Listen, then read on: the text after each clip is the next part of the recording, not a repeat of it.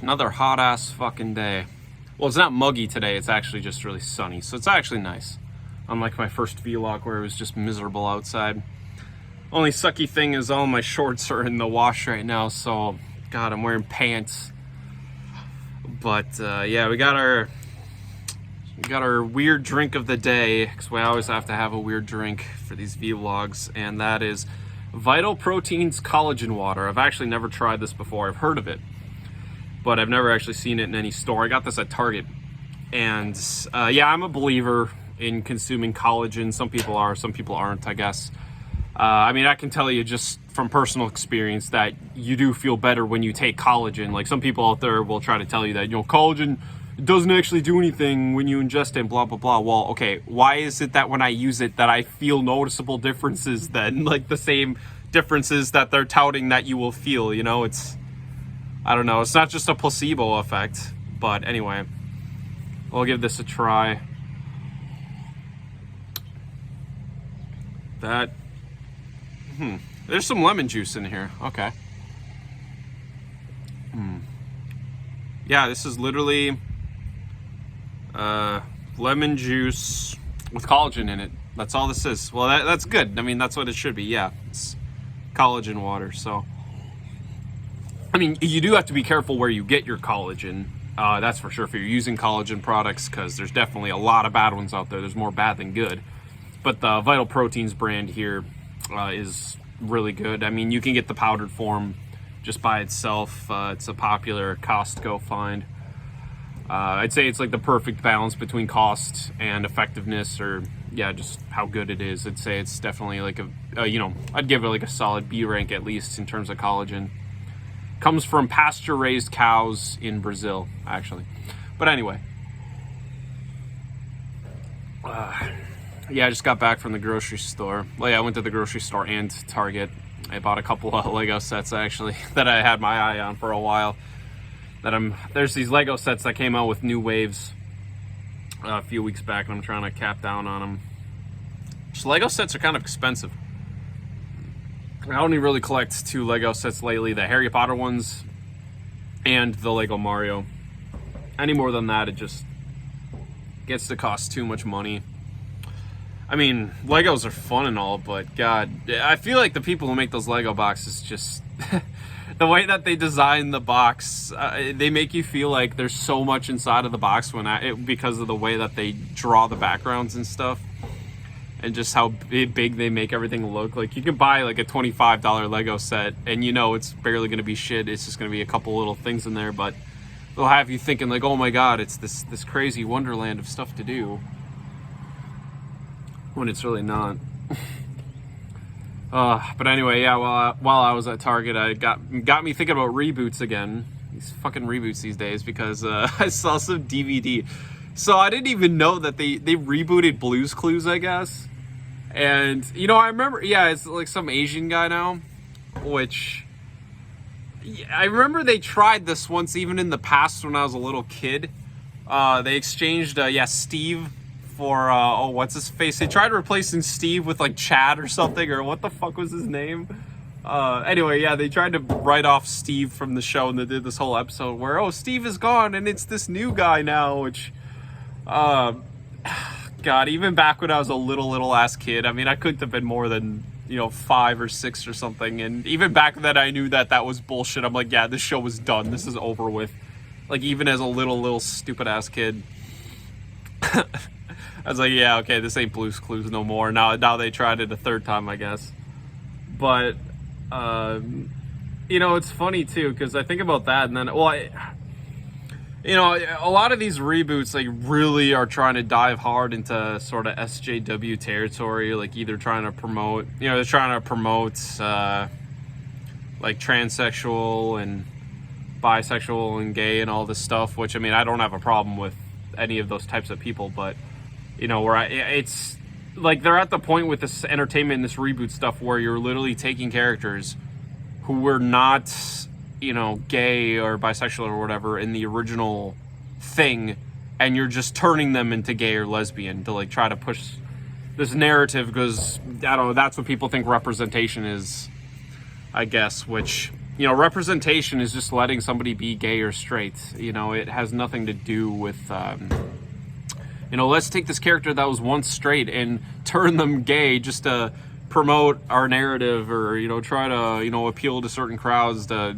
sell more shit and make more money or whatever. Because I don't know, these people making this entertainment think that we're so dumb that we'll just blindly support something that, oh, if this is a gay person or a transsexual person and you're like, I have to buy it, like, oh my god, like, this is amazing. Like, no. Focus on writing and making good characters. Like, I don't care if they're gay or straight. Like, that doesn't make a character. That's not, that doesn't, you know, whether you're gay or straight, that's not, like, interesting.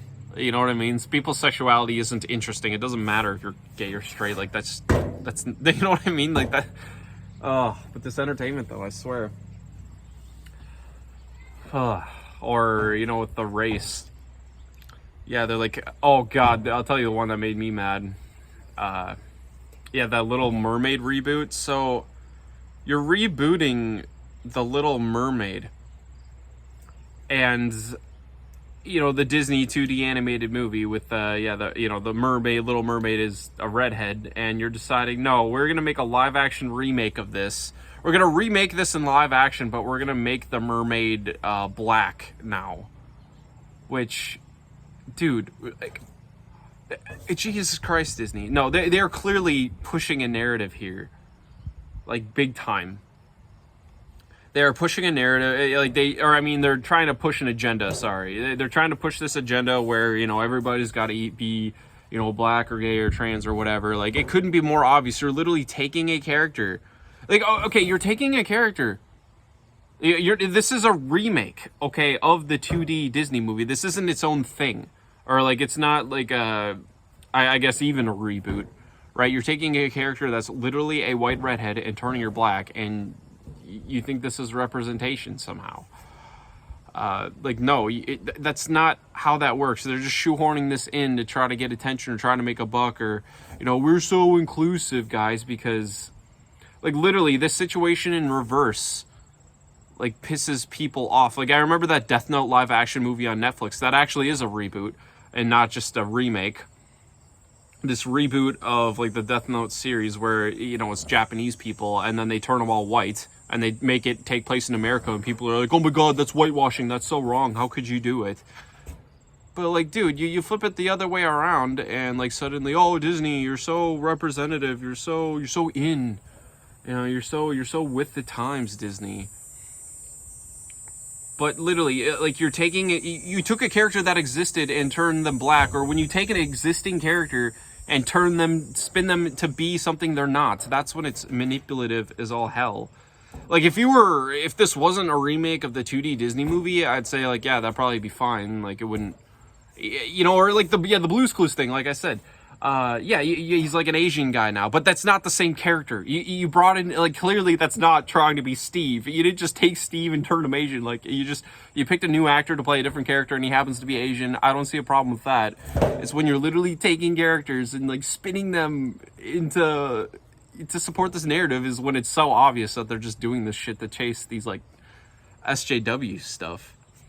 You know, like, this whole, oh yeah, god, somebody, I don't know if this is true. Well, this would be an example. If so, I think they tried turning, oh no, there's no way this is true now that I think about it. Somebody tried telling me that, in that stupid Rugrats, that 3D CG animated show now that they have for Rugrats, someone tried telling me that they turned, Phil and Lil's mom, into a lesbian, which would make no sense, because then how would she be married with kids? But that would be an example. If you just take random characters that you decide, oh, we're gonna make them a lesbian now because that's somehow woman power. You can't be a powerful woman unless you're a lesbian, and if you're unattractive too somehow too. Like, that's been another SJW thing lately, where they have to take women characters in video games and make them less attractive, and this somehow makes them a more interesting character or a powerful woman or anything like that. Oh god, the Powerpuff Girls reboot did the same thing. Like, they took the mayor's assistant, right? I'm not so super familiar with that show. I never watched it a ton as a kid, but there's this woman in that show. She's the mayor's assistant, and she's this smart lady who's, I guess, attractive, or she's got, you know, like, the typical attractive figure, but she's also really smart.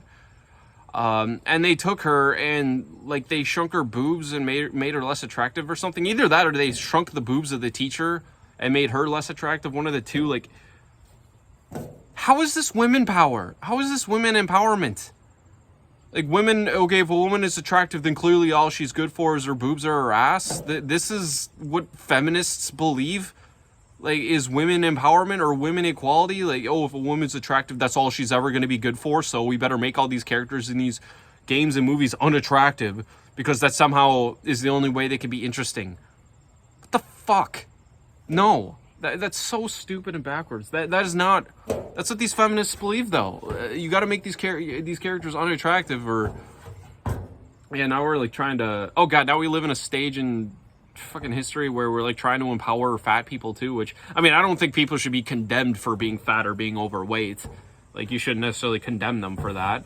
But, I mean, yeah, you can't encourage it at the same time. Like, I'm sorry, but if you're obese... That's not a healthy lifestyle. You're not living your happiest, healthiest life, okay, that you could be if you lost weight. Like, people feel empowered to make themselves fat now, and it's like, you know, I feel bad for you if you have some kind of, like, something genetic or beyond your control that you're forced to be overweight, or, well, I guess if your parents just feed you incorrectly as a small child, I mean, what can you do about that? It's like you're dependent on your parents to feed you as a young child or a kid. You don't make your own money, so... You know, I feel bad for people in that situation, but at the same time, you know, people who are just lazy, never worked a day in their life, just eat nothing but McDonald's every day, like, they know what they're doing, and they know what is wrong, but they do it anyway. Like, yeah, I don't have sympathy for them. Yeah, you're like a fat, lazy fuck. You never worked a day in your life. Like, get off your ass, you know? I mean, those people, I guess, I don't really have so much of sympathy for if you just do it to yourself, I guess, in that way, like... But, yeah, people feel empowered to be fat now, and, you know, how dare you, criticize somebody? I mean... Yeah, I'm not saying, like, yeah, fat people need to be put under a microscope and, like, you know, laughed at. Like, oh, you're fat, you're a piece of shit, necessarily. But, I mean, they should be encouraged to do better. Yeah, you should be encouraged to do better. You should want to do better. I mean, yeah, obviously there's a right way and wrong way of, you know... humiliating people is not going to help them want to improve, I'm sure. But, you know, you can be a positive reinforcement, I guess. I don't know if that would fall into criticism, necessarily. I guess yes and no.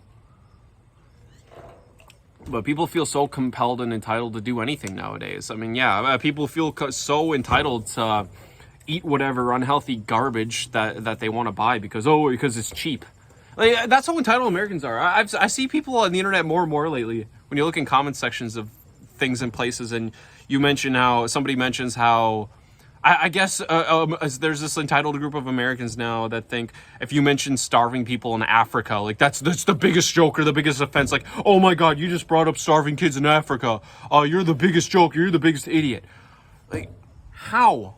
That is a thing. People are starving in Africa, you entitled American fuck. And yeah, it's because you're supporting food industries or like food practices and industries and supporting food products that take advantage of like African slave labor and shit like that. Coffee, I'm pretty sure. Like, if you support coffee that comes from Africa, I'm pretty sure most of that is dependent on slave labor, but yet an entitled American will scoff at you like, how dare you bring that up? How dare you criticize the coffee I buy? Because I want to buy the cheapest coffee in the fucking world. Or cashews as well. Cashews are often a product of slave labor as well, but... You know, if you tell that to some fucking American fuck, they'll be like, oh no, how do you expect me to pay, you know, for $3 more than what I'm paying for a bag of coffee? Like, how dare you bring that up? How dare you criticize my choices for giving your money to slave labor? And yeah, people get offended by that. And like, how dare you? You're a piece of shit. How dare you criticize what I consume in my body? Or, oh God, you got, I hate to say it too, but oh yeah, the fucking, what is this shit with these women? You know, okay, I'm pro-choice, I'll say it right now, but there's these women that say, my body, my choice. That's a terrible argument for pro-life. Yeah, my body, but yeah, because, yeah, somehow because the baby's in your body, it gives you, you have the right to, yeah, either... You just have the right to consume whatever food you want while you're pregnant, and if somebody criticizes you for eating unhealthy garbage, like the entirety of your pregnancy, or God help you, like alcohol or booze. Yeah, what the fuck? Yeah, my body, my choice. Yeah. Oh, I can get drunk. I can smoke weed. I can get high. I can do drugs. My body, my choice. No, it's, yeah, the baby doesn't have a choice, you know? Like, that is the most entitled fucking bullshit argument for pro-choice ever. I mean, yeah, there's reasons why I'm pro-choice. I mean, you know, rape, for one. Yeah, okay, if a woman gets raped, she is in no way entitled to have the baby of a rapist. A rapist doesn't just get to go out and be able to point at whatever women they want and be like, you know what, I'm going to impregnate you and force you to have my child, and you have no recourse against it. No, I'm not, you know what I mean? That's just like, that seems very pro-rape to me. There needs to be at least exceptions. You know, I could understand if somebody's pro-life, but with the exception of so-and-so. Like, I could understand that, because to an extent. I mean, also, I feel like, yeah, pro-life, at the end of the day, I mean, you're just empowering or allowing, like, the lowest common denominator of human beings, or lowest common denominator of parents to bear children. Like, literally, like, the people who have no means of supporting a child, do not want a child, never wanted a child, are not going to treat a child well. Like, you are forcing them to have children, and I feel like that's maybe bad. But there are arguments against it, you know. There's a lot of people out there probably had terrible childhoods and grew up to have great lives, and, you know, if they got AIDS, they didn't want to be aborted. Like, there's very good arguments on both sides. There's no true answer, I guess.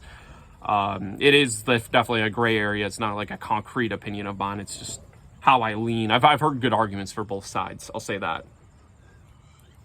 Because, you know, opinions can be changed, or at least mine can. I'm not always concrete in everything I say and what I believe. That's, you know, being an adult. That's being a open-minded person. You know, some people are just my way or the highway. If you don't believe with what I believe, then la la la la, I don't even want to hear it. They can't even listen to an opinion that's different than theirs. You know, at least not without getting butthurt and angry or upset or whatever. It's like people are too bunch of children these days to even have a debate or a conversation or even listen to opinions that are different than theirs. Again, that's how fucking entitled people are nowadays. You know, you can't even handle different opinions than your own, which is just pathetic. I mean, granted, I guess humans. I think I had this conversation in a different video once, where, yeah, humans are like that to a degree. Where, I mean, yeah, they've always been like that throughout human history. I mean, yeah, if you tried saying that, you know, African people, or African American people deserve rights, you know, back in the 1900s, yeah, somebody would probably lynch you in your sleep, you know, for daring to suggest that, you know, African American people, you know, be treated like people. That would have been a damning opinion. Or being gay, you know, the fact that you could be gay or lesbian, not just, they'll literally murder you in your sleep. So maybe society was always this way, and the internet just, you know, gives a voice to, like, the laziest people, or, like, the people who don't get out in the world and do fucking anything, like, that have a voice on the internet, because all they need to do is, you know, finger fuck their little computer or keyboard or phone or whatever. The world's a scary place. The world's a weird place. The world's always been a fucked up place. The world's never been good. Like, seriously. Yeah, what is our world ever been good? I mean, God, how much slavery and murder and rape and all these horrible things has happened throughout the course of human history, and, like, wasn't even looked down upon, was accepted. You know, you can treat women, you can treat minorities as less than human. You can treat them no different than the shovel in your shed, and it wasn't even frowned upon. And those sort of things still happen nowadays, I suppose, in other areas of the world, or, well, even in America, even in my own country. Yeah, it's, you know, slave trafficking is still a thing. God, just imagine that. Slave trafficking is legit a thing. You hear stories about, you know, like, women going to Walmart on their own, and, you know, like, creepy people are, like, following them or trying to tail them, and just trying to follow them out of the store, like, get them in their van or something. Yeah, literally at a fucking Walmart of all places too. How the hell are you getting away with slave trafficking or sex trafficking at a Walmart? From what I can, well, Walmart's got the most shoplifters, so I think they got the best security system. That's what I heard. I guess you know, whatever happens outside their doors, I guess maybe they don't have cameras outside the store, but it's fucked up. Somebody could literally abduct you, and everything you've ever amounted to, everything you've ever, all your family, all your earnings, all your income, every possession, everything you've ever had, your kids, your wife, your husband, could gone in the blink of an eye. They just ship you off in a cart to a different country and inject you with drugs. They get you hooked on drugs, and then they get you to, they basically wipe your brain and, just put you in a country, a language you don't even understand. If you want to survive, you have to be somebody's bitch, and you're their slave now. Your life is gone. It's fucked up. That sort of shit happens, though. Thankfully I live in a place that I don't think that would ever happen where I live, but I mean, you hear stories about slave trafficking or sex trafficking, or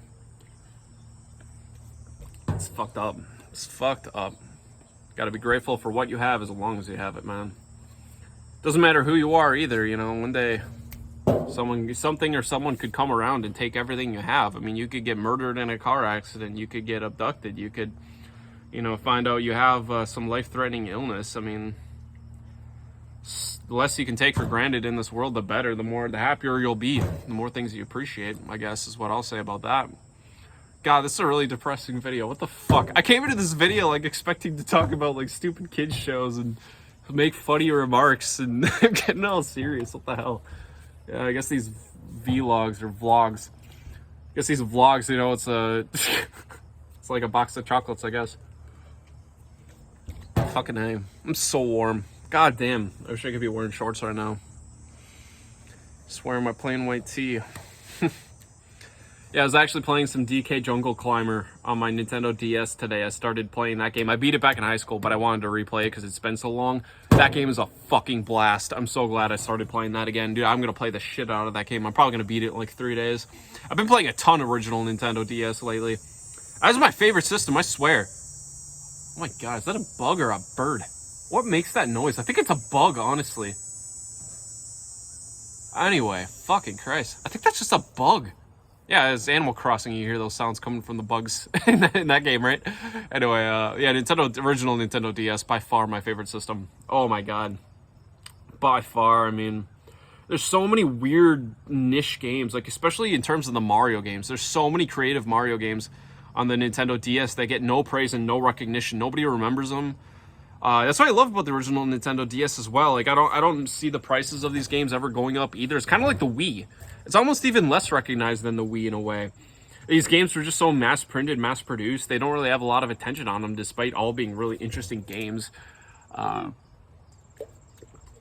my god, I spilled water on myself. Oh no, my precious collagen. Collagen is not something you want to waste. It is a precious resource. It's not the cheapest thing.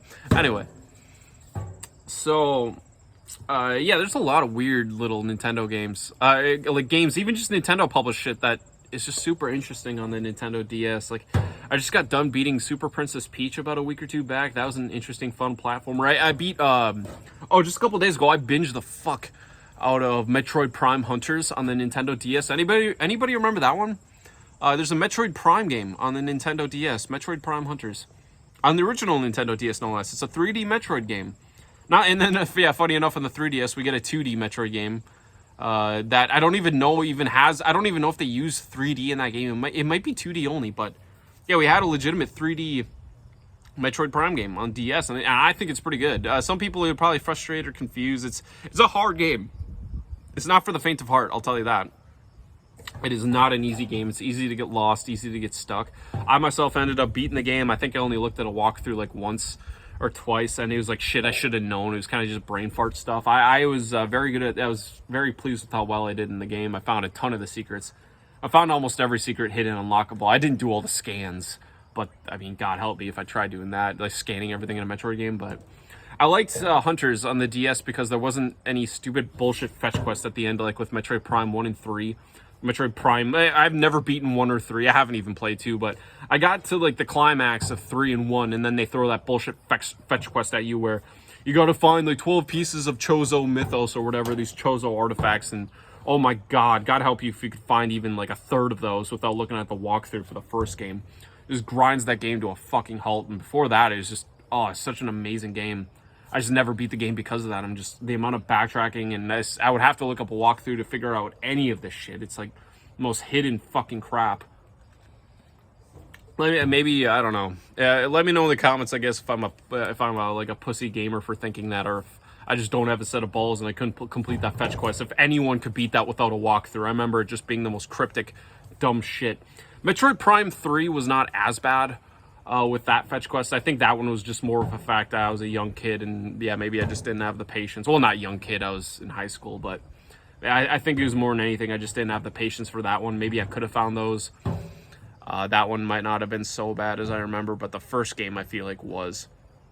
I wonder if we'll ever get that. I feel like they should release that Metroid Prime trilogy on the Switch, considering we're supposedly getting a Metroid Prime 4 I feel like that trilogy would be a smart fit on the Switch. You maybe could pull off pointer controls. I feel like the game would still control better on Wii, but those games would just look beautiful in HD. If you just had HD upscaling 1080p, I feel like those games would look remarkable. Because they already are amazing looking games. I mean, especially, yeah, Metroid Prime 3 is such a beautiful game. If you just added HD to that, oh, that'd be so good. I would love to replay those games in HD. If we don't get a Metroid Prime trilogy by the time 4 comes out, I think I'll just replay the Wii versions. The Wii is the way to play those games. Same with Pikmin. Oh, those Wii versions of Pikmin are awesome. Pikmin 1 and 2. Yeah, those Wii controls for Pikmin is just a match made in heaven. They also tried doing Donkey Kong Jungle Beat on the Wii, which I never tried playing versus the bongos. I imagine it would be like different, but not better. They also did Mario Power Tennis, the Wii version, which I was playing the GameCube version a bunch about 6 or 7 months back. I was playing it on the GameCube. I didn't fuck around with that Wii version. I figured, okay, you just put these button controls to waggle, literally, and called it a day. So I just figured I'd play the GameCube version. But those other new play control games on Wii, I would say were pretty fucking good. I liked them. I personally like remasters. I don't like the way Nintendo prices their remasters specifically, but I think remasters are a good thing. I don't know. Maybe that makes me, a cuck or, whatever, overprivileged, too much money or whatever. But I always rebuy games when they're remastered. I like the touch-ups. I like the improvements. I feel like they just help the game age into the modern era. They play, when you HD remaster a game, it kind of makes the game the way I remember it in my head. Like Skyward Sword in HD, I remember it looking like that as a kid, but when you actually look back and at the comparisons between then and now, before the HD, like when it was just like on composite or fucking AV cables or whatever on this tube TV, like it does not look as good as I remembered. I look at that, I look at then and now, and I'm like, how the fuck did I ever even, you get by on this older version, even if it just is 1080p and HD, 60 FPS. Dude, the FPS makes a huge difference. Oh my god.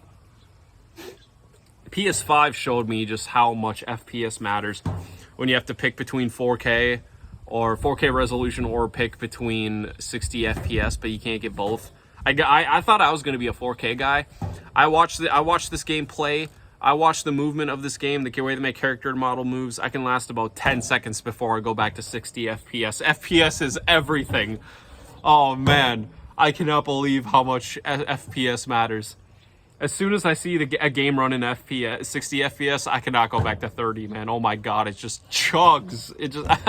That Final Fantasy VII Remake, man. How can anybody play that in performance mode versus... Oh no, it's graphics mode versus performance. Yeah, performance is 60 FPS. I gotta do performance mode all the time, man. Yeah, speaking of PS5, I came across a glaring issue with the PlayStation 5 that drives me fucking nuts. Drives me fucking nuts, guys. Oh my god, the PlayStation 5. If anybody knows a fix or a workaround for this at all, I looked all over on Google. I cannot find a solution to this. As far as I can tell, there isn't one. The PlayStation 5 literally notifies you every time you enter a cutscene in a game, and it says, gameplay recording stopped because cutscene is blocked or copyrighted blocked by so-and-so. I am never recording gameplay on my PS5. This isn't like during streams. This is just where I'm playing by myself. Apparently the PS5 for some reason is always recording gameplay, and it's always giving you this notification between every cutscene, and it makes the most annoying sound, and it's this thing in the corner like, you cannot record video, recording is paused, and then it'll say later recording is resumed between every fucking cutscene. You cannot play Ratchet & Clank Reboot for PS4 is literally unplayable on PS5. Despite the fact that they, put 4K in the game and 60 FPS and all that. Like, PS5 enhanced that reboot of the game, that Ratchet & Clank remake. It is unplayable on the PS5. Because this notification comes up fucking constantly. Constantly. It is unplayable. On the PS4, this doesn't happen. And if it did, I was able to turn it off completely. That shit never happens on PS4, but on PS5, it happens constantly. I don't know how the fuck to get rid of it. Does anybody know how to get rid of this goddamn notification? It is seriously ruining my time playing PS5 games at times. Or depending on the game. Luckily, it hasn't happened with any of the PS5 exclusives. PS5 exclusives or PS5 physical releases that I own. But playing PS4 games on PS5 has been a different story. Happened to me once. I just started this new game that I've had for a bit, Akiba's Strip. For PS4, I thought, oh, pop it into the PS5 because, you know, PS4 games look better on PS5, yada yada. But yeah, from the very intro of the game, like the intro of the game had that notification, and it just, oh, it just fucking, oh, it was like such a, you know, I just, just grinds my gears, man. But anywho, yeah, we're at about the 30-minute mark. It's kind of a weird vlog. Let me know if you liked it or not. Again, these vlogs are going to be totally random all the time. I never know what they're going to be about. Just literally riffing, you know what I mean? Just rapping with you guys. So, yeah, leave your comments down below. As always, I'll take it easy, guys. Peace.